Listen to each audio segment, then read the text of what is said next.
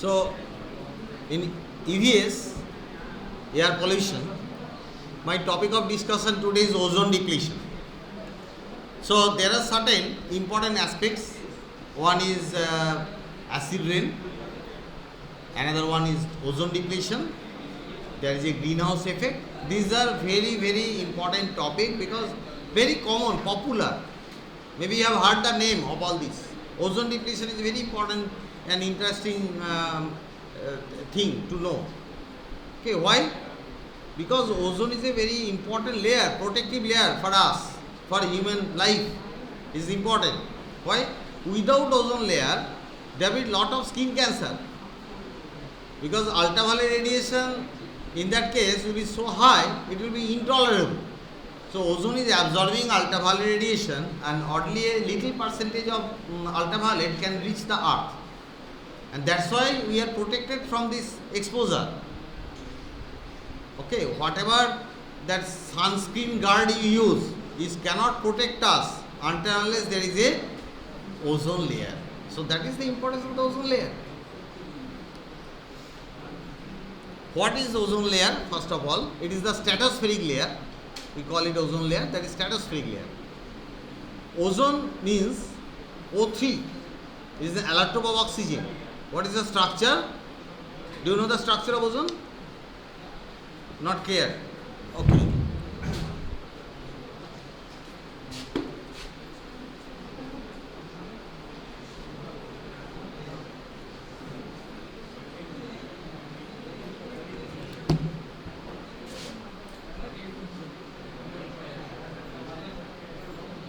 This is ozone. O double bond O, arrow O. Arrow O means it is donated the coordinate covalent bond, one lone pair of electron donated to another oxygen atom. So 3-atom molecule, triatomic ozone allotrope. Now this ozone allotrope is very unstable. If you clap inside this gas, it will break. So simple to break, just you clap there, it will break. Because the molecule are not very stable. Why not so stable? Because oxygen itself is very satisfied. Why take a third one? If two partners are very close to themselves, third partner is unnecessary there. Kabab mein haddi take. Kabab mein haddi, ওটা কি বলে? তাই না? Third person কি কাবাব মে হাড্ডি তো হয়। দুজন যদি খুব ভাব হয়, থার্ড ওয়ান কি খুব বেশি সেখানে জায়গা পাবে বা পাত্তা পাবে? হয় না। So ozone is like that. 3 molecule atom, triatomic molecule, it is very much. Diatomic molecules are so satisfied. O2, so stable one. Why a third one will be taken out? Okay. If taken also, it is not so stable. So, but it is happening.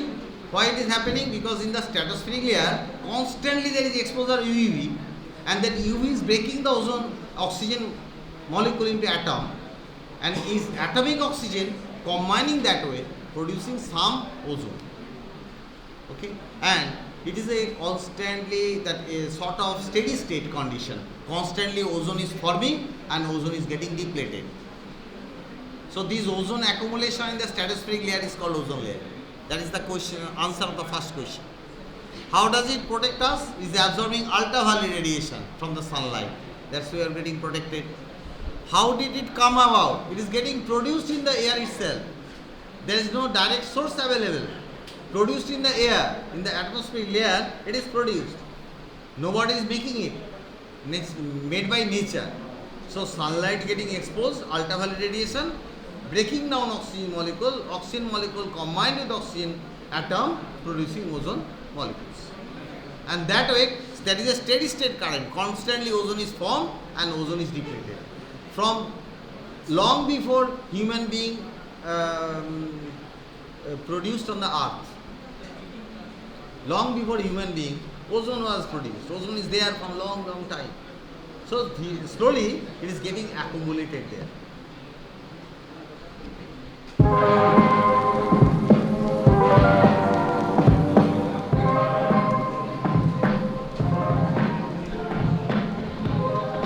Okay, I will first tell you what I am showing, then only you understand. Hey, stop talking yourself. See what I am showing, let me clarify. The thing is that day by day ozone is depleted. So at different year you will find that how the ozone is getting reduced. From this small video you can get that. Okay, I'm starting from the beginning. 2003 August, September. Slowly how it is changing, color getting changed.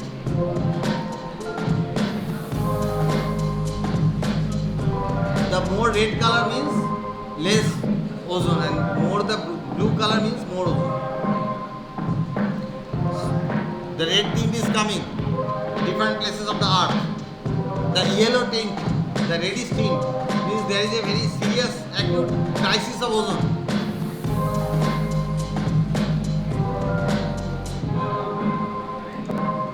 So it is repetition, so I can skip that.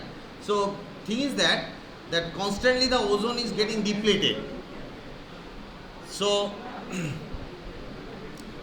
early planet history, no ozone present. Initially there was no ozone. UV light directly hit planet's surface. When there was no ozone, UV light could directly come to the earth. UV has got two parts, UVB and UVA. UVB part is more dangerous, UVA part is harmless. 320 nanometer wavelength is very crucial. Below 320 nanometer and above 320 nanometer wavelength. Below 320 nanometer wavelength means smaller wavelength, longer, smaller the wavelength, more is the energy. So below 320 nanometer wavelength means smaller wavelength. Smaller wavelength means higher energy, more dangerous. That is ultraviolet B. Ultraviolet A part above 320 nanometer wavelength, that is less harmful because these are lower energy. Lower energy we can tolerate. Not much of trouble. We can tolerate. But high energy radiation we cannot tolerate. What are the changes occurs? Mutagenic change, teratogenic change. There can be different type of skin cancers, carcinogenic change. So these three things happen: carcinogenic phenomena, teratogenic phenomena, and mutagenic changes. Okay, mutagenic, you understand? Mutation. Mutation means some sort of change in the total DNA structure, and this DNA structure change can give us tumor, cancer, or some sort of unknown phenomena. It is the unknown world basically. And teratogenic means it is giving birth defect, and carcinogenic giving skin cancers. These cancers are also malignant and non-malignant. Malignant cancer is giving, it is fatal, it is giving death, and non-malignant one giving ugliness. Those who are more exposed to ultraviolet, they are getting that black colored, black complexion. That's why African people are the most black people. African, most black people, right? So that is because they are exposed to more and more sunlight. European people, they are fair complexion because they are exposed to little sunlight. We are having brown complexion because we are having medium sunlight. So we are all brown. Don't think you are white and he is black. Wrong. Wrong conception. All of us are brown. Think that way. Okay. Thoda kala, thoda goda, no difference. All are brown. No ozone present, UV light directly was coming. Then slowly ozone is generated and formed a protective layer. How? This is the mechanism. This is oxygen molecule by ozone radiation, ultraviolet radiation converted to oxygen atom. Now how much is the energy here? 242 nanometer. That you write down. For this formation of ozone, particularly 242 nanometer wavelength required. But how do you get it? Well, out of so much of radiation, some of the wavelength will be 242. So that is responsible for ozone formation. Wavelength 242 nanometer required for ozone formation. Now this ozone atom plus ozone molecule forming ozone, this oxygen molecule and oxygen atom producing ozone molecule. This is the formation mechanism. Clear? Okay, next. Ultraviolet radiation, whenever coming or exposed to the ozone, ozone absorbing ultraviolet, but sacrificing itself, producing oxygen atom and oxygen molecule. Means it breaks down, very simple. It breaks down. I told you, with a clap it will break down. So with ultraviolet obviously it will break down. But which radiation? 320 nanometer. Earlier it was 242 nanometer as I told, but here it is 320 nanometer. So by 320 nanometer it breaks, producing oxygen atom and oxygen molecule. Now this oxygen atom produced again will knock the ozone molecule, giving oxygen, 2 oxygen molecule. Then oxygen molecule plus oxygen atom producing ozone. So that way it goes on. Achha, by the way, getting depleted, forming molecule. Getting depleted, forming molecule. That way it is going on. So it is constantly absorbing heat or energy, ultraviolet radiation, and releasing the energy, but in the form of visible sometimes. Absorbing ultraviolet, releasing visible. Maybe releasing microwave. That's why the portion is comparatively hot also. Because this reaction, continuous reaction, producing some heat also. So the region is not that cold as expected.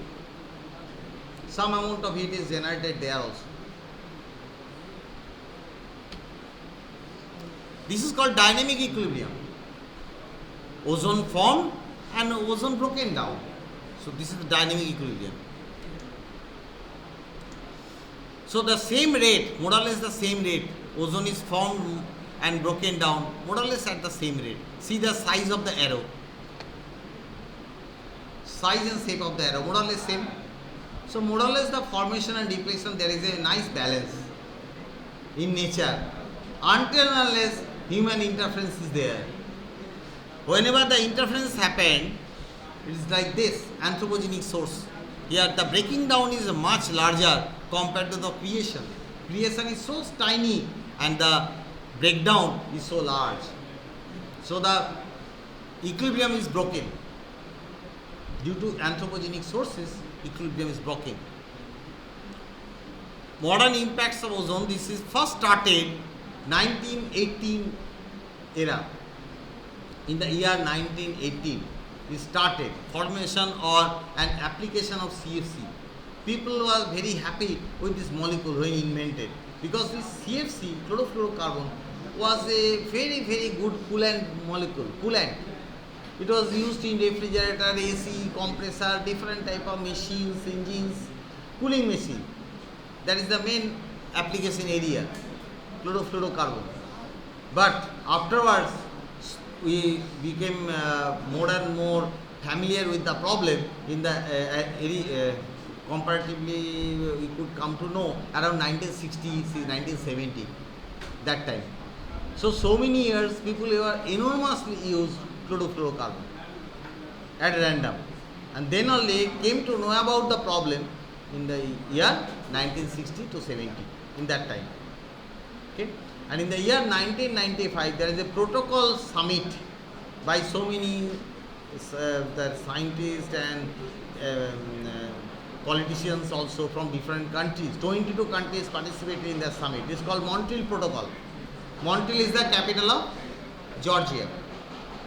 Okay, so at the Montreal, the protocol, this summit happened, and accordingly we call it Montreal Protocol. In the year 1995, signature by 22 different countries happened. There is a treaty. In the summit there is a treaty. All signed that by another 5 years, in the 1995, we will stop using CFC slowly. 5 hours time is a good time. So by 5 hours, we will not using any CFC. Slowly we will replace. That was the plan. 1928 it is made by DuPont. There is a pioneering company, DuPont Laboratory. They made this chlorofluorocarbon and used in refrigerator. and that was a sort of huge change. Suddenly, we came into some modern era, use of refrigerator. See the traditional refrigerants and CFC. Traditional refrigerants, ammonia, sulfur dioxide, methyl chloride, they are traditional refrigerant. They are all highly volatile, toxic, caustic. These are non-toxic, non-inflammable, lot of benefit. There are so many good things about them. Inexpensive. What more you want? People did not know the problem that time. In the year 1928, it is started by DuPont in large scale. They are preparing this CFC and supplying it to different refrigerator companies. That was the thing. And after that, they are lightweight, extremely stable, inert. But the problem is, it is very light and migrate upwards, moving throughout the world, getting accumulated in the stratosphere.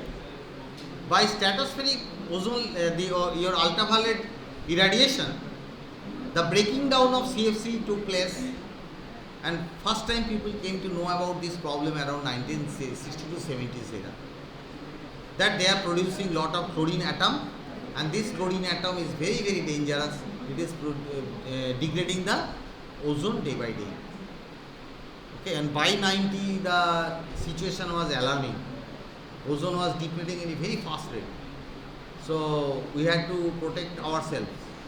That's why this treaty was made, Montreal Protocol.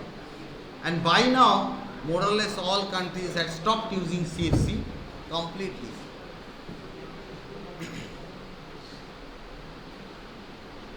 This is the history behind it. Commercial market release was 1958. By 71, speculate that this problem actually came. Then started investigating in the year 1973, the investigation of the problem. 74, research was going on that how much ozone we have lost already and what is the present scenario. That type of research started in the year 1974 by Roland and Molina, a group of scientists actually. So this is chlorofluorocarbon by ultraviolet radiation is broken into CF3, this is CF2Cl2, right?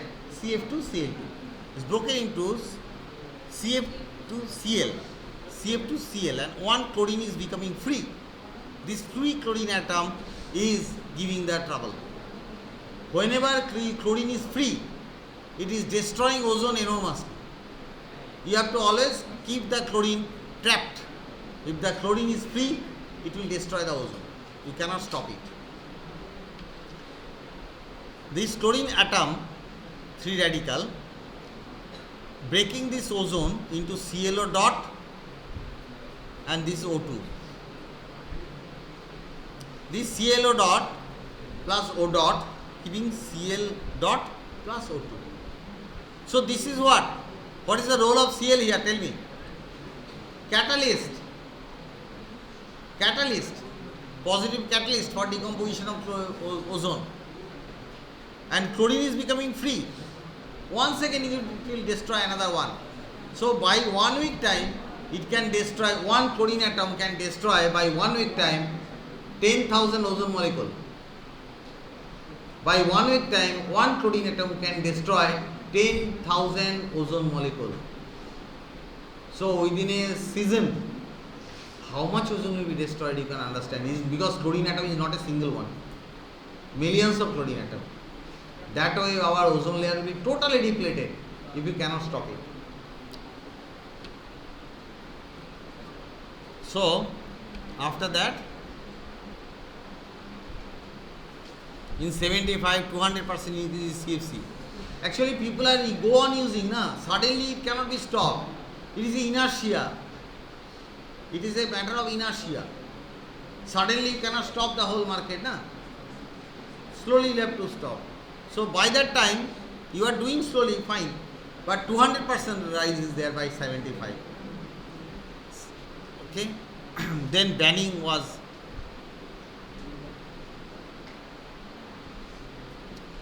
FDA, EPA, Environmental Protection Agency, that different type of that organizations, that is government organizations, ban non-essential uses of CFC. Means cartel is started.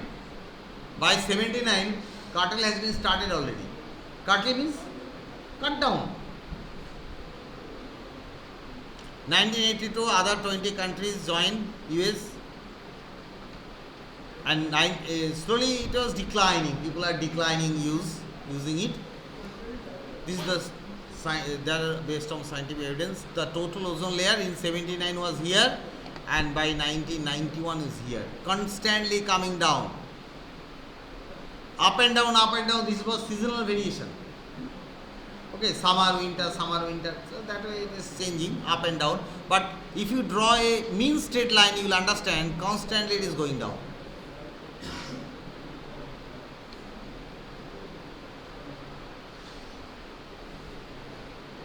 So this is from satellite data, actual situation. The blue, you see blue. In the 80 it is blue, and in the 91 it is red. That means lot of ozone depleted by them. But after that, now it is increasing again. Ozone is coming back to the original because we have stopped using CFC. By now we are not using any CFC. But whatever was our deed, that cannot return back. What human did, that cannot return back.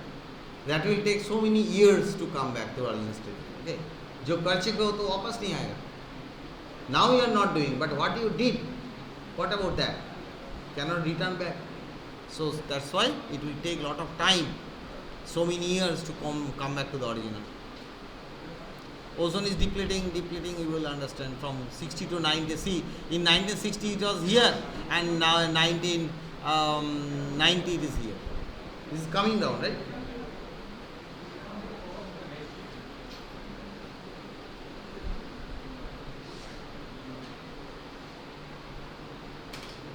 Now Montreal Protocol, as I was telling.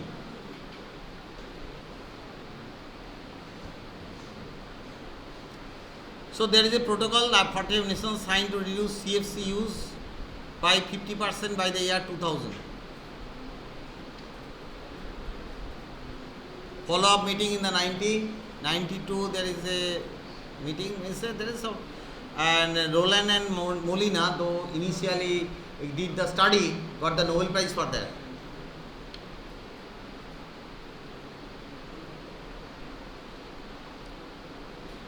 Now modern impacts of ozone. Methyl bromide is another source apart from CFC.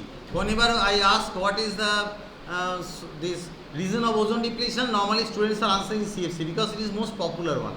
There is another one you should know. It is called methyl bromide. That is used for ripening of fruits. This particular methyl bromide gas is used for fumigation, ripening of fruits, and killing the sort of moths, repelling the moths from the fruit. These two reasons methyl bromide is used. Carbide দিয়ে ফল পাকা है, এটা খুব বাজে idea, কারণ ফল পচে যায় বেশি, পাকে কম. Carbide is a bad idea. Nowadays nobody is using carbide. আগে হতো, এখন হয় না. Methyl bromide is a much better idea because it's a gas. Fume it, remove the gas, everything is gone, clean. You take carbide powder will be sprinkled on the banana. You have to wash the banana and consume, and still there is risk of some carbide into our body because the powder, it is going into our hand. Ultimately you are using the hand for taking the food, so maybe you are taking some amount of carbide into intake also is there into your body. Avoidable. Gas is very good in the sense, if you apply gas, whenever you remove the gas, nothing is left behind. কার্বাইডের gas হয়, সলিডটা কোথায় যায়? তা থাকে তো, ওইটা ছড়িয়ে যায়, ওইটা প্রবলেম, ছড়িয়ে যায় না. দেখো নি কার্বাইড, তার মানে শুধু পড়েছো, নিচে পড়ে থাকে তো, কলাগায় গুঁড়ো গুঁড়ো সাদা পাউডার লেগে থাকে, দেখো নি, সাদা পাউডার লেগে থাকে, উড়ে যায় না পাউডার, থেকে যায় গায়ে। সাদা পাউডার দু হাতে তুমি দেখতে পাবে টাচ করবে। Okay, methyl bromide. Okay, 60 million pound per year used in US, methyl bromide. Strawberry এত সুন্দর দেখতে লাগবে যদি মিথাইল ব্রোমাইড ইউজ করা হয়, নাহলে তো পচে যাবে, পেকে যাবে। কার্বাইড দেবে স্ট্রবেরিতে, নষ্ট হয়ে যাবে। আচ্ছা, so in the agricultural field it is used, stored product also it is used, flame retardant, আগুন লাগবে না। আচ্ছা, পেস্ট ম্যানেজমেন্ট, আর কি কি চাও, everything is there. But this methyl bromide will produce bromine, again the same trouble. CFC producing chlorine, methyl bromide producing bromine, same trouble, producing bromine atom, and that is destroying the ozone, because chlorine bromine can do the same thing. It is a catalyst for ozone depletion. Catalyst for ozone depletion. This gas is very good in the sense it will not stay or stagnant on the food, and food material na we always want to get it clean. Now contamination, we would not like any contamination. So as I told, carbide is giving some sprinkle on the surface which is not like, we will not like, it is not desirable. So but gas if you use, that is a very good, it is called fumigation, by spraying the gas on the surface. Bacteria will be killed, that moth repellent, it is a detox, you can remove the fungus. Okay, all the way it is good, but the problem is ozone layer again. Still people are using it, though there is a schedule for elimination etc., but still people are using, because this is economical, easy to use, effective. What more you want? Non-toxic. And food will always like to get something that will be non-toxic. It is a food, na? So non-toxic thing will prefer. Effectiveness, very much effective, antifungal, lot of benefit are there. CFC versus methyl bromide. CFC, we have got an alternative by DuPont again, HCFC. What is HCFC? Hydrochlorofluorocarbon. Instead of taking chlorofluorocarbon, take hydrochlorofluorocarbon. That is the alternative. What is the benefit? Chlorofluorocarbon is very, very long life, and hydrochlorofluorocarbon comparatively shorter life. So when the purpose is over, it will be dissipated and broken. So if it is broken early, it will not reach to the stratosphere. It will be broken down in the troposphere itself. That is the advantage. But methyl bromide, no viable alternative yet. Another potential threat coming to us for ozone layer depletion also, that hydrogen fuel cell we are going to use in future. We have not used much now, but we are going to use in future. Hydrogen leakage is enormous. 10% of hydrogen leakage will be there, because hydrogen is a light gas, leakage is more. Very light gas, na? So leakage is more, and this gas will produce more and more water vapor in the stratosphere. That is also a catalyst for breaking down ozone, because OH radical will be generated. Water will produce OH radical. Okay, hydroperoxy radical, hydroxy radical, these things will be generated, and these things will again break down ozone. It is light, rises rapidly, so it goes to the stratosphere directly, hydrogen. If you can trap some chlorine or bromine in the troposphere, you cannot do that to hydrogen. It is directly like a bullet, will go to stratosphere, because it is very light, na? You cannot stop it. So if there is leakage, it will directly go there. Cannot stop it. So it is reacting with oxygen to produce water. This water is broken down in the ultraviolet, producing OH radical, and that is breaking the ozone. So how to protect our ozone? Lot of trouble we are creating ourselves.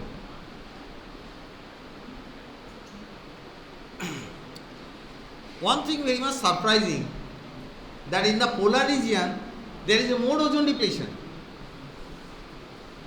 That is really surprising. Acha, polar region means they are who are staying there at the poles, North Pole, South Pole, who is staying? Eskimos, right? How many? Very few. Population density is very, very low because very drastic that environment. Okay, will be simply perish there, cannot survive. So it's so cold region. So hardly a few people are staying there, and there no question of using any AC or refrigerator. It's so cold. You have to use heater, right? So just think over why ozone depletion is there. More ozone depletion at the pole.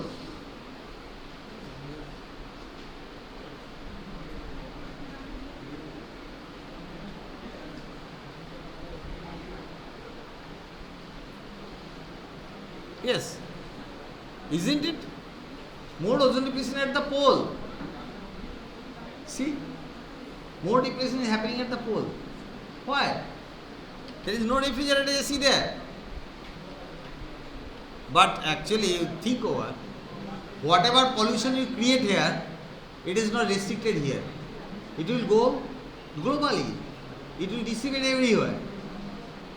Okay, and someday it will reach the stratosphere also.